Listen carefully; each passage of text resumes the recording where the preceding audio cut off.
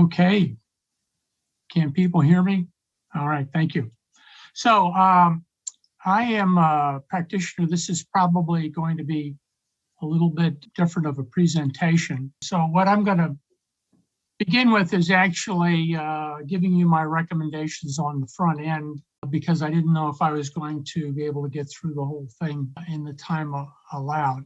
What I'm going to tell you about is how urban planning in the United States in the 50s was affected by fear of density, intentionally becoming suburban, thinking they somehow could control sprawl, but that's not what happened. I think it needs to be studied by geographers as the core problem for US housing unaffordability. And I think it goes as far as to be a problem creating homeless. And so my goal in this presentation is to show why that's the case.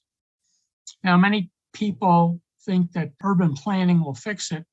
In fact, when I was at the New Orleans AAG meeting, going out to the airport, somebody told me, well, New Orleans was kind of messy, but urban planning would fix it. But everything since 1950 has been urban planned in the United States. But because of the Cold War, it's led to what I call US highway urbanism, and it's auto-dependent. And so we're in a situation where this type of development requires costly infrastructure. It just serves a few units. It's low density R1 flat earth and a few people per linear mile. So, and it doesn't make use of the vertical. So it's highly inefficient and it's unsustainable now, and it's going to be more so in the future. So urban planning gets a different product in the United States, but some people can't quite figure that out. So we're going to go back to 1945, when the Cold War and atomic age began with the bombs at Hiroshima and Nagasaki. But the good side of atomic power, that it destroyed cities, but it was going to give us very cheap electricity, and it would all be abundant. So I was born in 1946, and this is the world I grew up in, very optimistic about energy, but very fearful. So when Soviet Union got the atomic weapons early, American civil defense came into being, and it was very concerned about the mass fire potential of American cities. Firebombing had been used in World War II as a tactic. It was first tried out in Guernica by the Nazis. The Brits saw that happening and prepared for aerial attack. So it was the fire, even at Hiroshima, it was the fire that was the big fear of an attack. And there was a lot of effort to get the people involved in the civil defense. We've got a jet plane attacking us, and the automobile was the way to escape it all. There are a lot of PSAs available. I have some information at the end and some information online that can be used. So there was this great fear of density.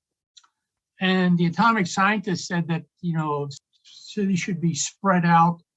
Population dispersal was good business. And the American planning profession jumped on board with that. So here's a quote from the article that made me aware of this in 2004.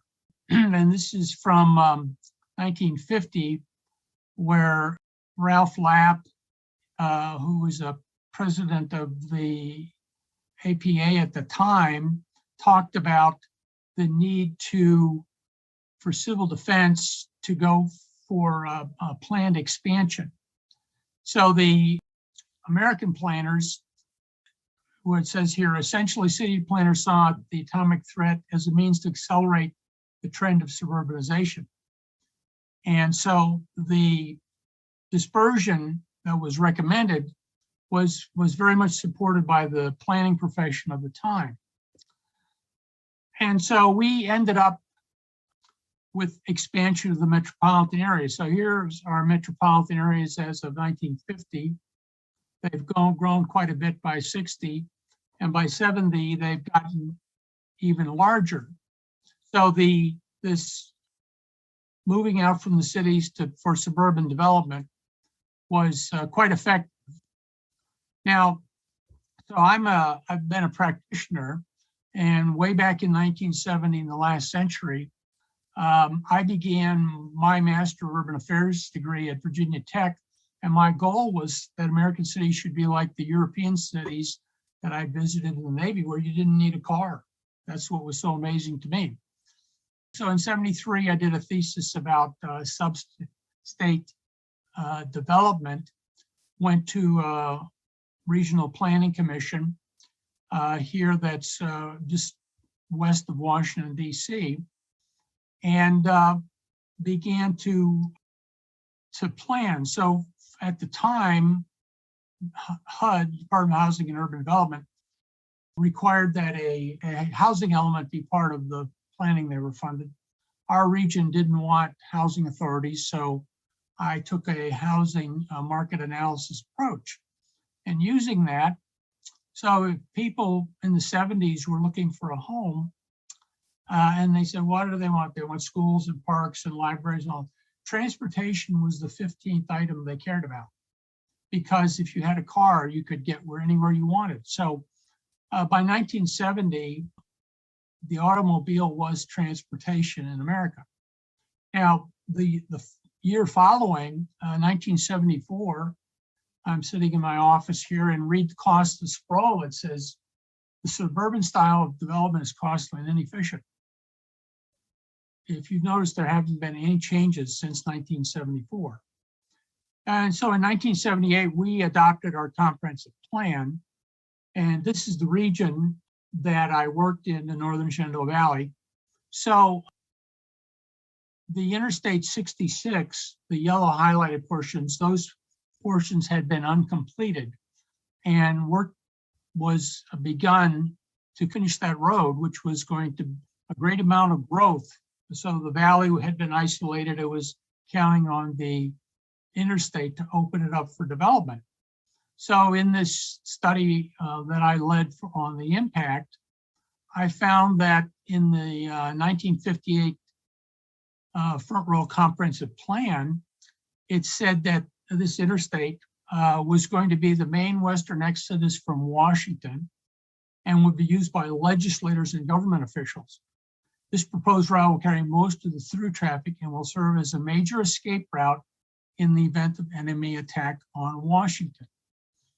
That was an early hint to me about the Cold War issue, but it would take a long time to figure out how the nuclear threat led to the development styles that we had. The analysis I did looked at the counties that the route would pass through. Warren, the county I live in, Fauquier, Prince William, and Fairfax, the road would go through. So a major factor for people seeking housing out from the city was the cost. So back in '79, the median household income in Warren County was $16,000, and the average home price was $38,000. And as you're going in closer to the city, so Fairfax County is just outside of Washington, D.C. You can see that the incomes go up and the average sale price goes up. So people who were seeking affordable housing would drive until they could find something they could afford.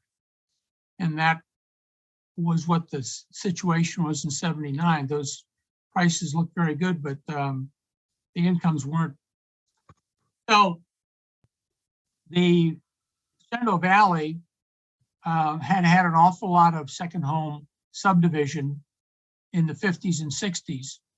In fact, when the Interstate 66 route was put on the map, it was almost the next day, it seems, that the developers were out at one of the proposed interchanges buying land and putting 5,000 square foot lots on the side of a mountain, and then selling those lots to city people who didn't know where the value of land actually came from.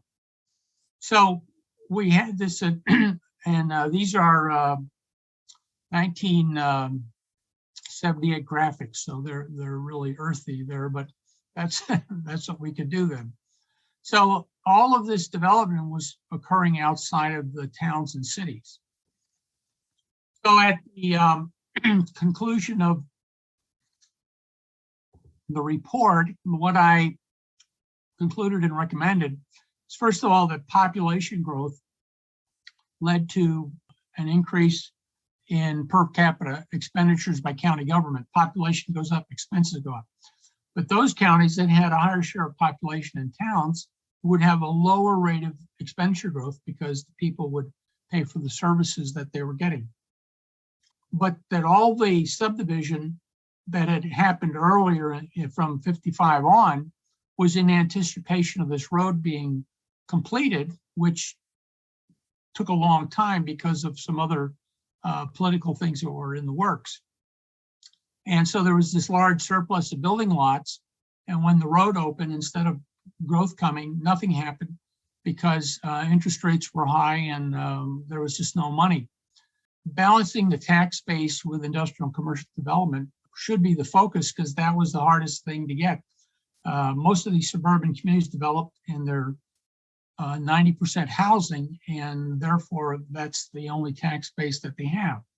And then of course traffic would increase and people would do what they had to deal with that. So for the next 20 years, the growth kept coming out our way, but even though we had new companies located in our valley, the wages didn't keep up with the high competition for valley and land and housing from the new commuters and the retiree households that were moving in, which is a form of gentrification, and it converts exurban counties into metropolitan counties. After 2 decades of not seeing costs of sprawl changing anything, I in the late 90s, I said, well, Americans must have a fear of density because they don't want to follow the new urbanism. But I wouldn't learn about the Cold War connection until 2004. So as of 1992, our counties, Warren there, got added to the Washington metropolitan area. So this rural county became metropolitan from the outside in, which is what happens when commuters go to the fringe of the metropolitan area. And then the decade comes along and the MSA expands. So the center cities really benefit from not meeting their affordability needs because their region keeps getting bigger and there's this enormous competition. So by about 2000, incomes have gone up, but the median home values have grown even greater. So again, if you want affordable, you go west toward Warren County, and that's what continued for the next decade. So as of the 2000 census, the region got even larger. So this is West Virginia out there. People are driving further, longer. We started a ride-sharing program in 1982. People would drive 60 miles to get in a carpool in front row and go the next 60 miles. So you have these extreme commutes being created. And then in 2005, the Washington Council of Governments, which plans for their regions, in their study said that they didn't have enough housing in their footprint or growth in housing to provide all the workers they needed. And so they needed an additional 487,000 households to generate the employment that they would need, which meant the burden would come up into areas like ours and we'd be more housing dominant. So we met with them on that. You know, the exurban becomes metropolitan and the map gets bigger and bigger. We did try to do some Mid-Atlantic regional planning and looked at, here's growth distributed from 2000, 2005. And this is the percent of population change. So the fringe counties are the ones that are getting hammered because they have a small population base, and the growth was much harder for them to accommodate to. So the metropolitan areas kept getting bigger and bigger all the way up to here we are up to 2013. So, and here we have the 2018 prices. So now Fairfax County, the median home as of 2018 is nearly $600,000. So again, people are driving more and more. They have hour commutes. And looking at the housing affordability ratio, it's always, you can't afford to live in Northern Virginia unless you have an exceptional job. Where there's the most wealth is where there's the least affordability. So dispersion did this to our cities.